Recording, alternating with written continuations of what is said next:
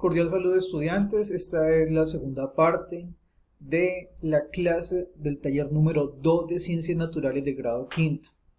Recordemos que ya hemos hablado sobre el sistema endocrino y estuvimos hablando sobre diferentes órganos llamados glándulas. Esas glándulas, recuerden que liberan unas sustancias químicas llamadas hormonas que controlan muchas funciones en el cuerpo humano. Sin embargo, hay dos glándulas muy importantes, tanto en el hombre como en la mujer, que se llaman las glándulas sexuales. Estas glándulas intervienen en procesos muy importantes, como es el caso de la reproducción. Entonces vamos a ver en detalle esta información. Inicialmente, repito, hemos hablado de que las glándulas cumplen funciones muy importantes en la vida de los seres humanos. En el caso de los niños y las niñas, hay dos glándulas especiales que nosotros conocemos como las glándulas sexuales. Estas glándulas, en el caso de las niñas, son los ovarios y en el caso de los niños serían los testículos. ¿Qué ocurre con estas dos glándulas? Cuando nacemos y durante toda nuestra niñez, esas glándulas están inactivas. ¿Qué significa eso? Que no están funcionando. Sin embargo, cuando llega un momento de la niñez, que es una transición de ser niños a ser adultos, que se conoce con el nombre de la adolescencia, el cerebro, nuestra glándula que se llama el hipotálamo, recordemos que era la glándula principal de todo el sistema endocrino, envía mensajes a los órganos, en el caso de las niñas a los ovarios y en el caso de los niños a los testículos, diciéndoles que empiezan a producir unas hormonas especiales. En las niñas se llaman estrógenos y progesterona. En el caso del hombre sería la testosterona. Estas dos glándulas empiezan entonces a generar ciertos cambios. Esos cambios en el cuerpo ya de los niños o de las niñas van a ocurrir en diferentes momentos. Algunas personas lo han experimentado a los 9 años, a los 10, a los 11, a los 12. Realmente es muy complicado decir que a una edad vaya a haber ese cambio de la adolescencia. Cada niño y cada niña es un ser completamente diferente y entonces puede darse en cualquier momento. Pero el asunto es que cuando entonces el cerebro manda esta información a nuestros órganos, empiezan a haber unos cambios. A esos cambios se les conoce con los nombres de cambios sexuales secundarios.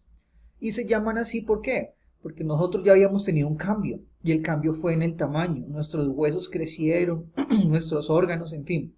Ahora estos cambios van a permitir que tanto los niños como las niñas vayan a experimentar unos cambios también físicos. Entonces en el caso, por ejemplo, de ambos, en esta época aparece el famoso acné, que son esos granitos que nos salen en la piel. Esos granitos se pueden evitar teniendo una buena higiene, ¿sí? Si yo me lavo muy bien mi rostro, el cuerpo, si yo no utilizo tantas cremas que sean grasosas, si yo me alimento adecuadamente, sin tanta grasa, sin tantos azúcares, porque eso estimula la aparición del acné. Segundo, en el caso de los niños, empieza a aparecer vello facial en el bigote o en la barba. No es que vaya a aparecer de todo un comienzo. Van a empezar a aparecer ciertos vellitos que con el tiempo van a ir creciendo y aumentando. En el caso de los niños también aparece lo que es que la voz se vuelve un poco más grave y eso se debe a que la estructura que tenemos aquí en la garganta, que son las cuerdas vocales, empiezan a engrosarse, entonces generando un cierto cambio de tono de voz. En el caso de los niños y las niñas, en las axilas empieza a crecer vello. Este vello es muy normal que crezca. Y por lo tanto eso va a traer una consecuencia, un olor corporal. Entonces esto trae ciertos olores y de ahí la importancia de que nosotros utilicemos un adecuado baño y utilicemos desodorante. En el caso de las niñas también empieza a crecer esta zona, entonces se desarrollan los senos. En el caso de los hombres y las mujeres, también empieza a crecer cierto vello alrededor de la zona que se encuentra cerca a los órganos genitales.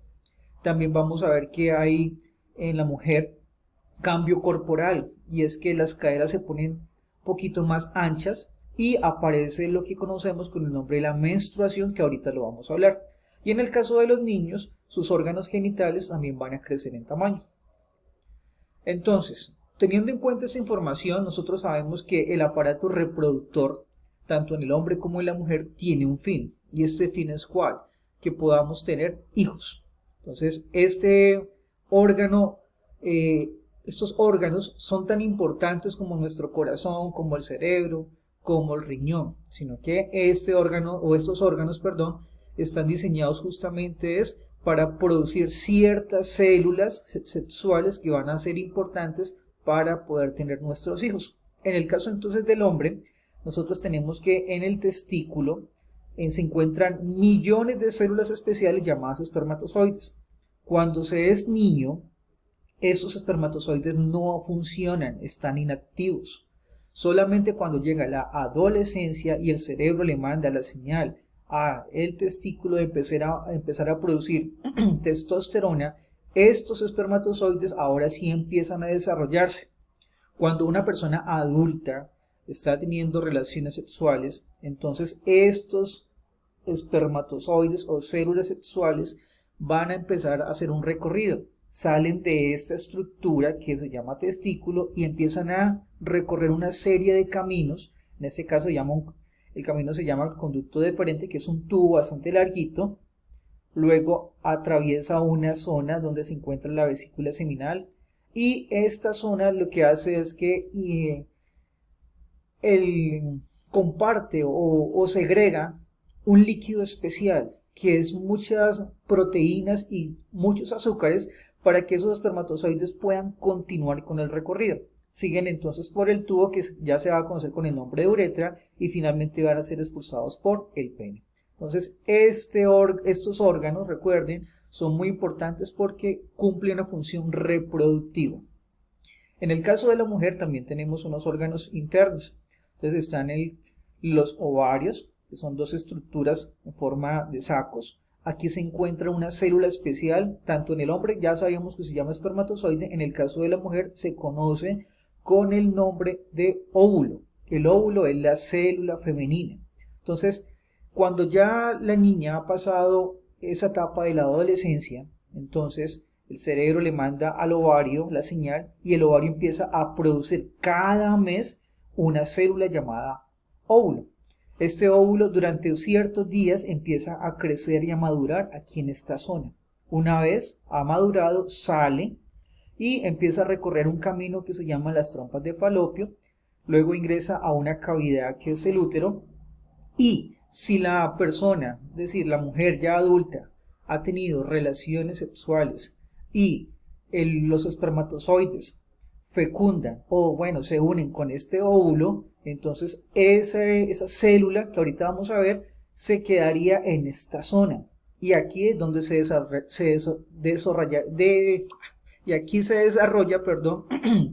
el futuro bebé. Una vez que el bebé ya empieza a crecer, pues empieza el proceso del embarazo. Si la mujer no ha tenido relaciones sexuales, entonces ese óvulo continúa el camino, desciende e ingresa a esta zona y ya se aloja internamente en la parte de la vagina. ¿Qué ocurre con la menstruación? Resulta que estas paredes que se encuentran aquí alrededor de la vagina son unas paredes llenas de sangre, y están llenas de sangre justamente también con esta zona del útero, porque esta sangre va a alimentar al futuro bebé. Pero si no hay bebé, eso se tiene que derramar. Entonces, si no hay embarazo, con los días todas estas paredes se empiezan a desgarrar, generando cierto dolor, que es lo que sienten las mujeres con la menstruación, y durante algunos días todo esto se viene en un sangrado, que es lo que se conoce con el nombre de menstruación. Aquí estamos viendo entonces qué ocurre. Si la mujer, por ejemplo, ha tenido los primeros 7 días la menstruación, que es el sangrado, entonces empezó el sangrado, por ahí al cuarto día pues ya empieza el proceso nuevamente como a detenerse. Y aquí, ¿qué ocurre con el óvulo? El óvulo, que es la célula que se encuentra, recuerden, aquí en el ovario, empieza a madurar. Entonces empieza a madurar, a madurar, a madurar, a madurar, y durante ciertos días ya ese óvulo se libera. Resulta que hay un momento que se conoce con el nombre de ovulación. que es justamente el momento en donde la mujer podría quedar en embarazo. Si en estos días la mujer queda en embarazo, entonces se desarrolla un futuro bebé. Si ese óvulo no ha sido fecundado por un espermatozoide, entonces empezamos a tener otros días donde el óvulo se empieza a degenerar, a destruir, y ya después de haber sido destruido es eliminado nuevamente por la menstruación. Como vemos, son 28 días y por eso estamos hablando que eso es un ciclo que ocurre cada mes. Aquí vemos lo contrario, cuando una mujer ha tenido relaciones y hay un posible embarazo. Entonces miren que el óvulo salió, se unieron con los espermatozoides, el óvulo empieza a dividirse, a formar una nueva estructura llamada mórula y se une aquí en las paredes del útero. Aquí entonces se va a desarrollar el futuro bebé. Eso es cuando han ocurrido la unión entre el óvulo y el espermatozoide.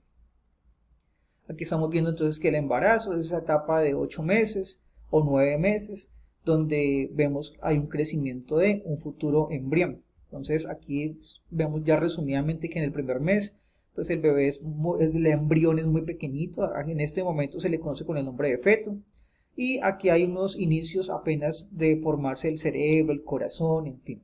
Ya en el tercer mes se sabe si el feto va a ser niño o niña. En el cuarto mes empiezan a desarrollarse más los órganos, en el quinto mes también, en el sexto mes ya este embrión que ya está muy grande ya, pues que es un feto, ya desarrolla muy bien los pulmones.